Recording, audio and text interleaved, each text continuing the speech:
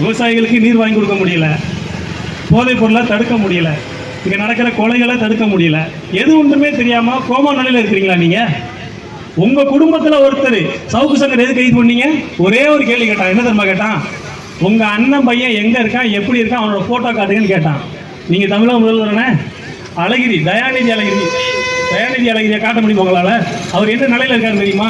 போதைப் பொருளால் உங்கள் குடும்பத்துக்குள்ளே ஒருத்தர் செத்து போக போகிறான், சீரியஸாக இருக்கோம், கோமாவில் இருக்கான்னு சொன்ன ஒத்த காரணத்துக்காக சவுக்கு சங்கரத்துக்கு உள்ள போட்டிங்களே. நீங்கள் உண்மையிலே தைரியமான ஆளாக இருந்தால் தயாநிதி அழகிரி எங்கே இருக்காரு, என்ன பண்ணுறாரு, அவரோட புகைப்படம் காட்டுங்க. போதைப் பொருளால் அவருக்கு பாதிப்பு இல்லைன்னு உங்களால் ஒரு வெள்ளையத்தை கொடுங்க பார்ப்போம். உங்கள் குடும்பத்தில் ஒரு இலை உளுந்து கூட நீங்கள் திருந்த மாட்டீங்களா? இலை உளுந்தாதான் திருந்துவீங்களா? அக்கா கனிமொழி சொன்னாங்களே 2 லட்சம் இளம் விதவைகள் தமிழ்நாட்டில் இருக்கிறார்கள், இந்தியாவில் அதிக இளம் விதவைகள் உள்ள மாநிலம் தமிழ்நாடு சொன்னீங்களே. இப்போ எங்க போச்சு? வாயில் என்ன வச்சிருக்கீங்க? நிருபர் வந்து ஓடுறீங்க.